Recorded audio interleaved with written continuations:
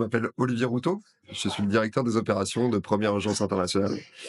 Première Urgence Internationale, c'est une ONG française qui travaille dont le mandat est de porter assistance à des populations souffrant de crises humanitaires, que ce soit dans des contextes de catastrophes naturelles ou de conflits. On intervient dans 25 pays dans le monde, principalement en Afrique, au Moyen-Orient, mais aussi en Asie, comme on voit aujourd'hui avec la Corée du Nord. On est en Amérique latine, et puis en Europe avec les interventions du cadre. L'association, son mandat, c'est vraiment de permettre aux populations qui sont dans le besoin de pouvoir avoir accès aux services essentiels tels que l'eau, l'accès à la santé, l'alimentation et ou encore les abricots.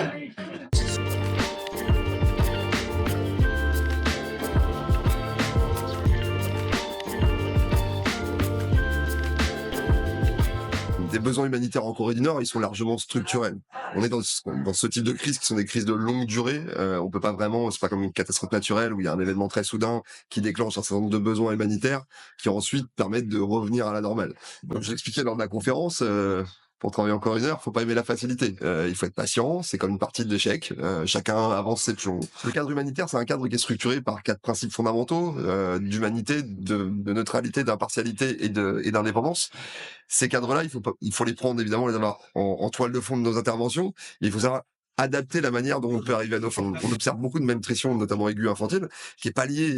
Ils mangent les enfants, mais ils mangent des régimes qui sont tellement pauvres, nutritionnellement parlant, qui sont quand même malnutris.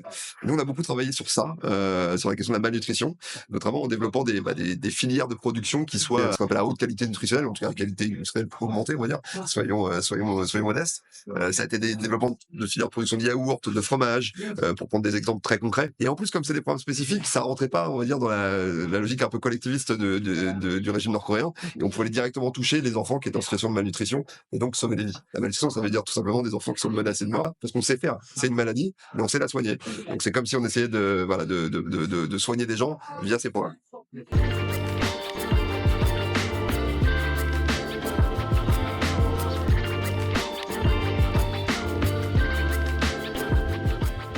Alors c'est sûr que la Corée du Nord, il y a une singularité. On ne rencontre pas ça ailleurs du tout. Mais pour autant, il y a des choses qu'on rencontre aussi de manière un petit peu similaire. Je pense notamment au régime syrien, sur lequel on a travaillé aussi, ou intervenir en Syrie. C'était aussi extrêmement particulier. La première des choses, c'est que c'est polémique. Beaucoup de gens vont dire, vous donnez de l'aide humanitaire en Corée du Nord ou en Syrie dans la partie sous contrôle gouvernemental. Vous faites le jeu du régime de Kim Jong-un, de Bachar el-Assad. Et donc, comment vous assumez-vous, en tant qu'humanitaire, de faire ce jeu-là? Moi, la réponse, je dis, et pas que la mienne, qui est celle de Première Urgence Internationale, c'est encore, ne soyons pas paresseux. C'est très facile de se dire je n'interviens pas en Syrie ou je n'interviens pas en Corée du Nord parce que c'est pas éthique de soutenir le gouvernement nord-coréen ou syrien. Le fameux don't give up the fight, en fait. C'est pas parce que c'est compliqué qu'il faut pas le faire. On peut trouver des solutions. Distribuer la nourriture, c'est un savoir-faire qui peut être transmissible relativement facilement. Ça nous a amené, nous, à décider de pas en faire. Par exemple en Syrie et en partie aussi en Corée du Nord. Parce qu'effectivement, ce seraient des activités où il n'y a pas une vraie plus-value technique que nous, on pourrait dire, on a évidemment rien à apprendre à des gens pour distribuer des sacs de nourriture. Ils n'ont pas besoin de savoir-faire français ou autre pour ça. Donc c'est plutôt par l'expertise technique que nous, on va aller rentrer, on va faire notre plus-value, parce qu'on sait que c'est là où on va pouvoir avoir accès au programme qu'on met dans eux. Et donc être sûr de ce qu'on y fait, être sûr de la manière dont on communique, on présente aux populations, et ne pas se retrouver dans une situation où du coup, la Première Urgence Internationale ferait un programme de sécurité alimentaire, mais en fait, ça serait juste un chèque. Et on verrait rien de ce qu'on fait, on serait pas sûr que c'est bonne personne et autres. Donc des fois, on réadapte notre cadre d'intervention sur des choses qui ont une vraie plus-value humanitaire.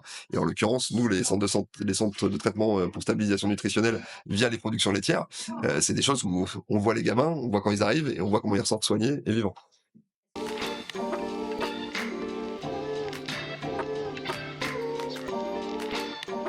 On n'a pas un mandat de paix.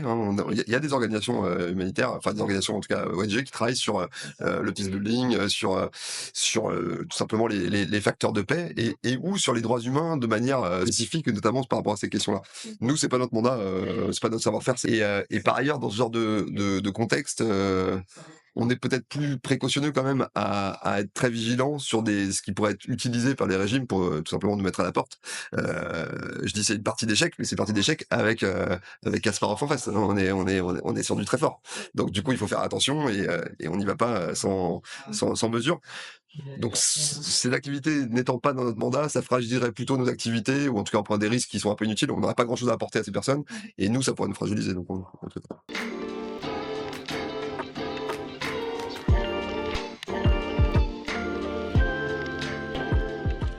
Alors je pense qu'il faut qu'on soit humble aussi, on n'est pas des faiseurs de paix, et d'ailleurs on s'en tient plutôt à distance. On est évidemment, on va dire pas éthique, plutôt en faveur de la paix que de la guerre, parce que tout simplement la guerre elle produit du de la souffrance directe, indirecte et autres, et en tout cas elle permet pas aux populations d'avoir accès aux services essentiels.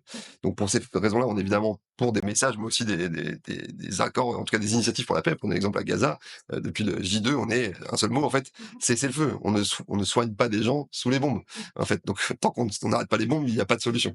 Donc là, on est extrêmement clair, on a le même positionnement sur le Liban. On est toujours du côté des victimes. Je prends à dessein l'exemple israélo-palestinien qui est extrêmement clivant.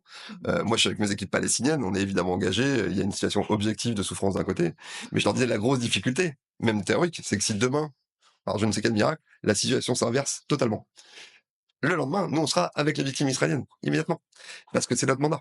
Et ça, c'est le mandat humanitaire. Et c'est ce qui en fait sa spécificité. Pas parce qu'on est PUI ou je sais pas qui. C'est uniquement ce mandat-là qui a une forme d'universalité auprès de toutes les victimes. Et c'est pour ça qu'on n'est pas du tout, on n'est plus une ONG française, on a 70 nationalités différentes. On est ces citoyens du monde qui se rassemblent à un profit d'un projet ensemble. Donc pour revenir à votre question sur les processus de paix, bon, je pense qu'il y a une adéquation de valeur quand même qui va dans ce sens-là. Il y a des savoir-faire, il y a quelques recommandations tactiques. La paix, ça s'impose pas. La paix, ça se construit. Il faut deux parties qui soient d'accord pour la faire. Et ça, il faut comprendre la rationalité de tous les acteurs. Aujourd'hui, on a un régime nord-coréen qui est globalement centré sur cette survie, mais qui a quand même fait largement démontrer sa capacité de résilience. Donc vouloir, via les sanctions, au forceps, le faire tomber, on voit bien que ça marche pas. Vouloir, au nom de principes éthiques et tout, bon, évidemment, c'est pas la bonne solution. Maintenant, c'est est-ce que on a vraiment, nous, comme finalité, de faire tomber ce régime? Nous, non, en tant qu'humanitaire, non. Quand les gens mangent bien à leur faim, ils font moins la révolte. Mais par contre, il y a quand même un développement économique, il y a une ouverture sur le monde, il y a plein de choses. Voilà, la victoire des petits pas, plutôt que chercher immédiatement une grande victoire éclatante dès le premier jour.